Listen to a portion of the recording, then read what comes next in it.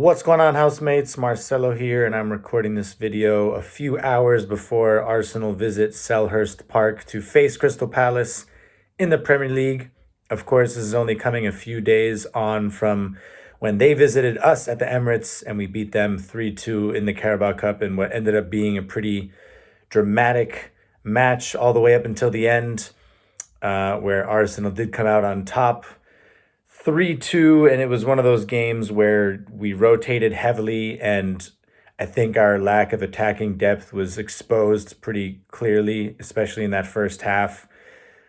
We looked really poor, gave up a really easy goal as well, one that you would never really expect us to give up at this point. It felt really like, the Arsenal of old, the types of mistakes we would make. But of all people, Gabriel Jesus scored a great hat trick, even if one of the goals was offside. He showed great composure for all three finishes, especially the first one. But, you can just tell that he needed that. And all of us knew he needed that. And so it just kind of goes to beg the question in terms of what we're going to do with our front three tonight. There's no doubt that we will, be returning to our strongest available 11. What that is not entirely clear because Arteta was a little bit, he got confused or his words were misinterpreted during his press conference. So it sounds like it's really only Zinchenko that might be available. And I think Tomiyasu, Calafiori are out. Declan Rice, we'll see as well. So, in terms of who I'd go with today, based on who I think is available, I don't know for certain, but I'm going to go with Raya, Timber, Saliba, Gabriel, Miles Lewis-Skelly, Rice, Marino, Odegaard, Saka, Jesus, and Martinelli. It's no secret that Kai Havertz hasn't really been in goal-scoring form for a little while now. You do have to give him credit because against Monaco, he did have a great couple of moments after he came on, right?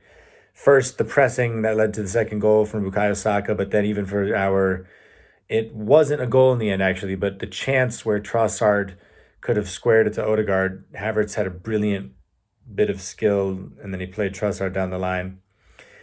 But it's very hard to justify benching someone who's just scored a hat trick, especially after going so long without scoring consistently. I mean, his only goal since January before then was against Preston in the Carabao Cup as well. So I think between the fact that Jesus is fresh off of a hat trick and that him and Martinelli have a history of linking up well and sort of rotating between left wing and striker pretty effectively, I think it'd be a good change of dynamic there. And I think that they would be more likely to threaten as a duo than Jesus and Trossard, because Trossard just, he doesn't inspire me, and I know Martinelli has been poor by his own standard as well, especially against Everton, but I do like to think that playing alongside Jesus can maybe unlock a side of him that we haven't seen enough of on a consistent basis.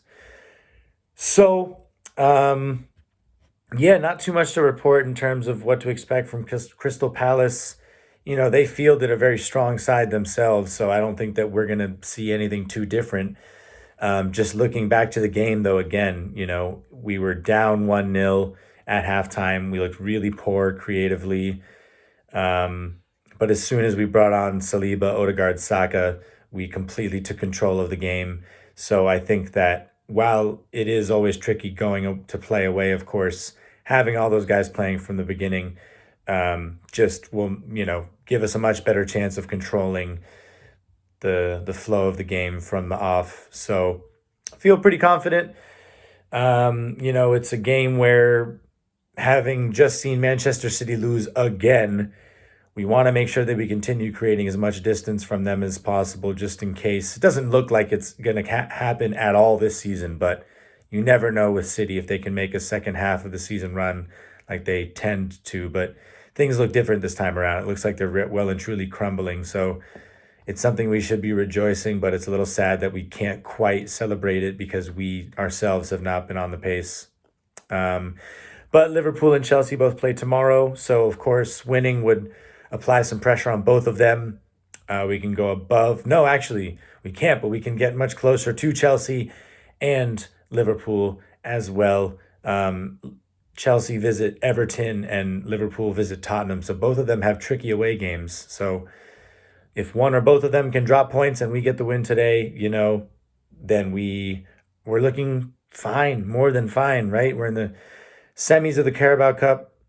We are third place in the Champions League table, and we can be within 6 points of the top of the Premier League table, all after what we felt like was an apparent club crisis. So it's just good to put in perspective how close things really are, even if they don't feel that way, and to remember that you know we still have so much that we can do to save this season, as long as we keep our key players fit and really see Arteta be a little bit less risk averse and yeah, just take some chances and be bold. So we have to win today. We have to win all these games really, and especially ahead of January where we're going to have 5 home games in a row, I think, between the FA Cup, Carabao Cup, Champions League and League. A lot of home games to come. So we want to get as many away points on the board as we can. So that's all from me. I will try to make a video soon after full time. I'm going to be at the AFTV studio for their watch along. So I might not be able to get around to it as quickly as I would hope.